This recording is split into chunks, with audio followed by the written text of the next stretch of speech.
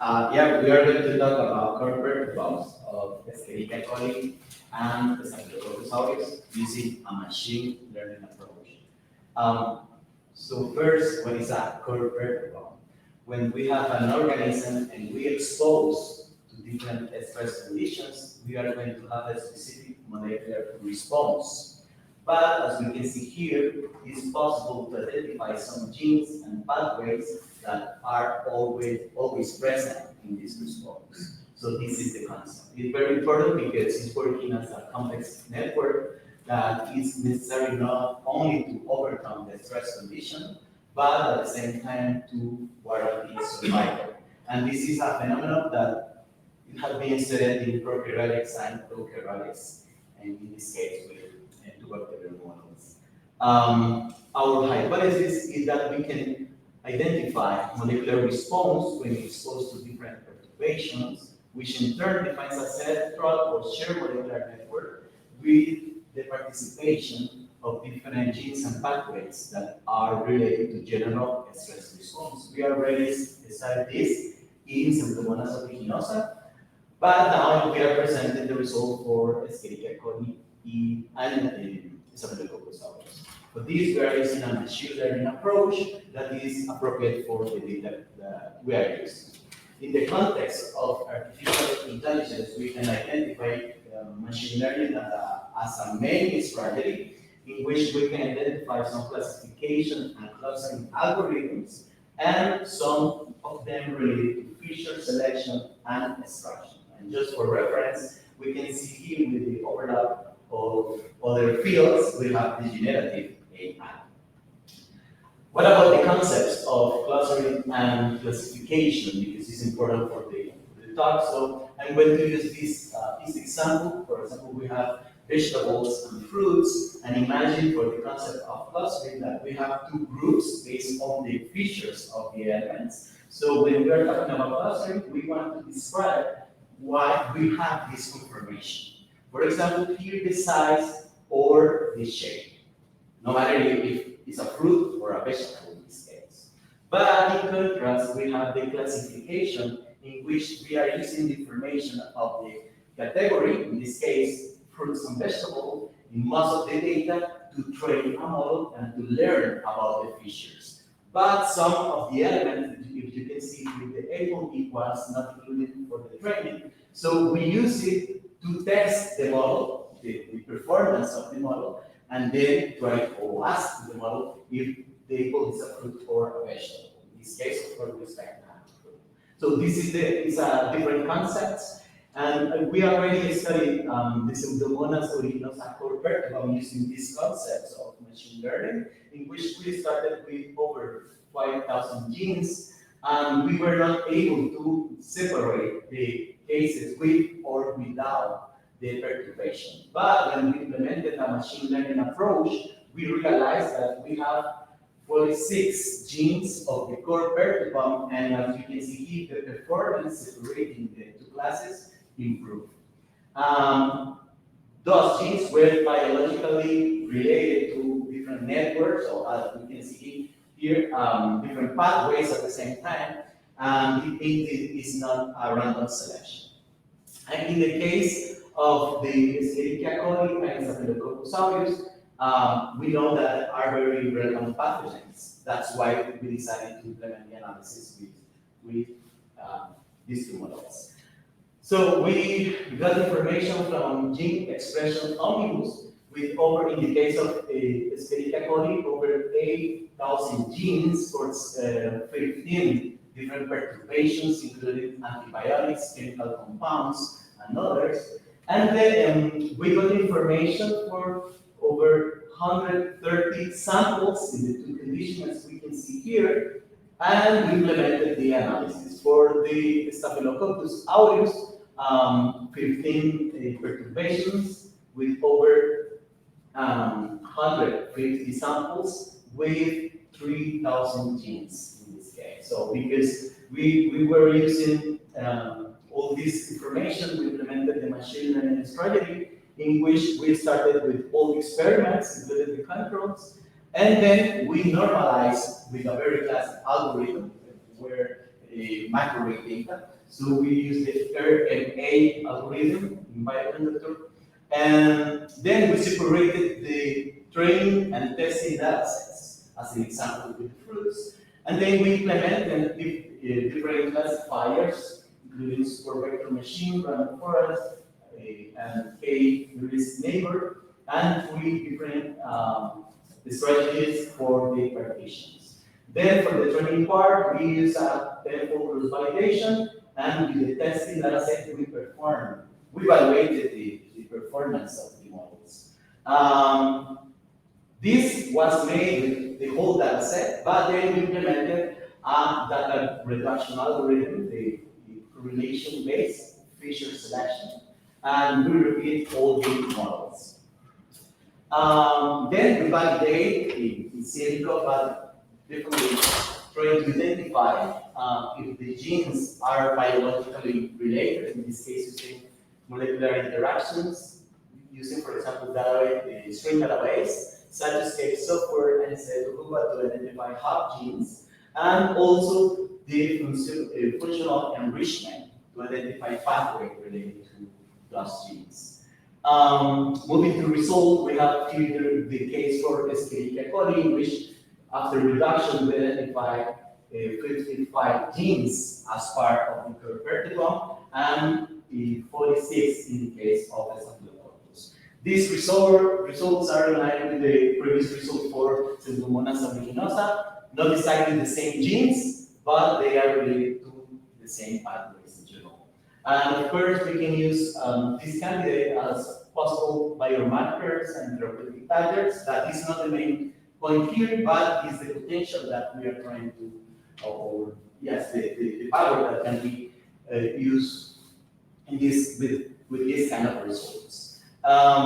When we compare the performance of the different models with the different partitions, the different algorithms, in general, we can see that after reduction, we have an improvement of the accuracy in general, no matter in the 2 models and no matter the classifiers of the partitions, as we can see here, indicating not only that the genes are relevant with a very good performance, but also that we are eliminating noise from the data. When we compare the molecular networks, we can see that all of them basically are related in different pathways, and the same result for the functional enrichment, in which we are including different, for example, pathways related to energy metabolism of different molecules, and other processes that are all in line with different patterns of general response to stress. When we compare the result with the Pseudomonas aeruginosa, this is an experiment with RNA-seq. We can see that we were able to identify basically very similar pathways in the previous study, and in that case, with Pseudomonas, it was very important for us to identify the perturbome because we were studying the response to cyclophosphamide. And in this case, we know that this is expected, basically because it's a general response, but we were able to identify an exclusive response to cyclophosphamide. That we were very interested about it because we were studying a phenotype. In this case, it was related that when we have different antibiotics, we got that by increasing cyclophosphamide, we are having a pattern in the reduction when we are studying the growth of the bacteria. And this is not the main point of this talk, but we can see that we are inducing phages that are resident of the genome, and then this explains why we are having this situation. But it's a pattern that only for cyclophosphamide, but not for other antibiotics. In fact, we already published this, and we are running some experiments with marine models in which we demonstrate that phages have a very specific role in the basically killing the bacteria associated with phages therapies. So, in conclusion, with this work, we have the concept of the perturbome with different, in this case, with two models, Escherichia coli and Staphylococcus aureus. We need to validate these results. For example, we are starting with some experiments with PCR, and eventually to evaluate the potential as biomarkers and therapeutic targets. Of course, we are using a machine learning and general AI strategy that is very important in this case for massive data, and including for, of course, data reduction and noise elimination. The results are in line with some biological previous results as demonstrated, and basically it's not exactly a result of this part, but we are working in different projects trying to promote artificial intelligence with these kind of studies, and this is a new network that we hope to share with you in the coming weeks. That is full biotrain, and the leader is Kat Brooksman from UK, and we are working to run out fast again. This work right now is being evaluated in scientific reports. We have the first news. We're very interested, and it's possible with the work of two students, Jose Fabio Campos and Mauricio Villegas, here. So we've been, of course, in different institutions that are related to our projects, the organization of this event, and Rebecca Campos from Quintabana that is also support us. This is the thing, in part because, of course, we have different topics working about pathogens, and thank you so much.